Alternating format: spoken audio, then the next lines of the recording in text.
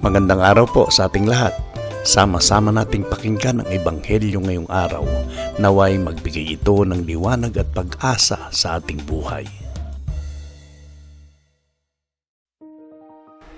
Ang mabuting balita ng Panginoon ayon kay San Juan. Nang muling napakita si Jesus sa mga alagad niya at nang makakain sila, tinanong ni Jesus si Simon Pedro, "Simon, anak ni Juan, iniibig mo ba ako ng higit kaysa mga ito?" "Opo, Panginoon, nalalaman ninyong iniibig ko kayo," tugon niya. Sinabi sa kanya ni Jesus, "Pakanin mo ang aking mga batang tupa."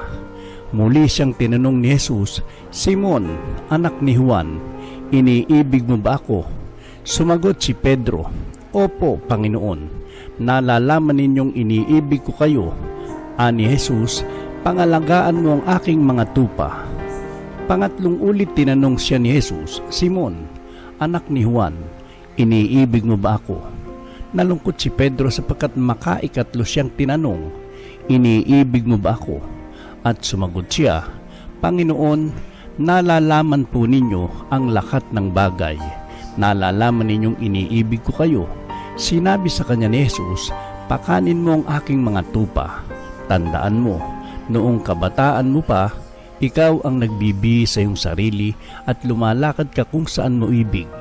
Ngunit pagtanda mo, iuunat mo ang iyong mga kamay at iba ang magbibihis sa iyo at dadalhin ka kung saan hindi mo ibig.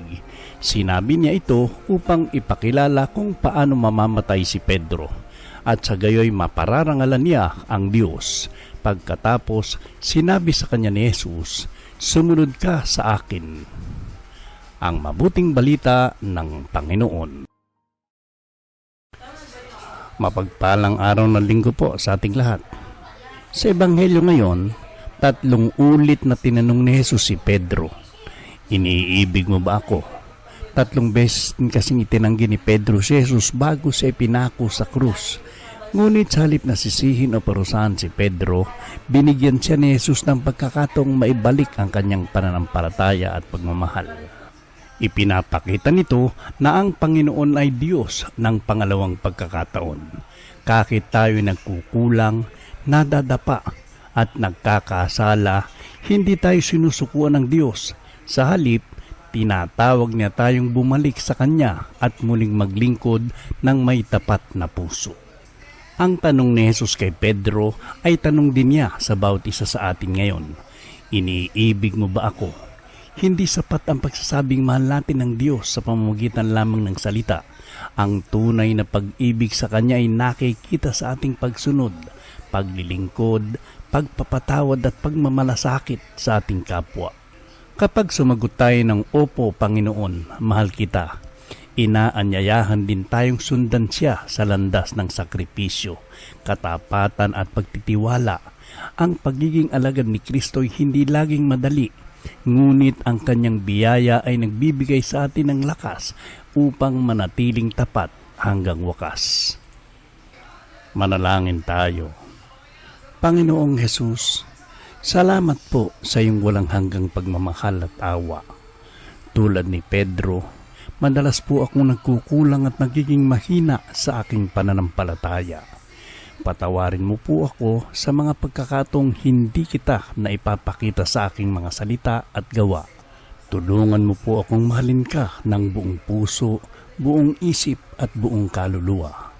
Naway makita sa aking buhay ang tunay na pag-ibig sa pamamagitan ng paglilingkod sa aking kapwa, pagpapatawad sa mga nagkakasala sa akin, at pagsunod sa iyong banal na kalooban. Bigyan mo po ako ng lakas na manatiling tapat sa iyo sa gitna ng mga pagsubok at hamon ng buhay. Gabayan mo po ako araw-araw upang maging mabuting saksi ng iyong pag-ibig at katotohanan. Amen. Mga kapatid, ang paanyaya ni Jesus kay Pedro ay paanyaya rin sa atin. Sumunod ka sa akin. Anuman ang ating nakaraan, handa tayong tanggapin ng Panginoon at bigyan ng bagong simula. Sa bawat araw, piliin nating mahalin si Kristo hindi lamang sa salita, kundi sa gawa, at buong pusong sundan siya saan man niya tayo akayin. Pagpalain nawa tayo ng Panginoon at punuin ang kanyang pag-ibig at kapayapaan.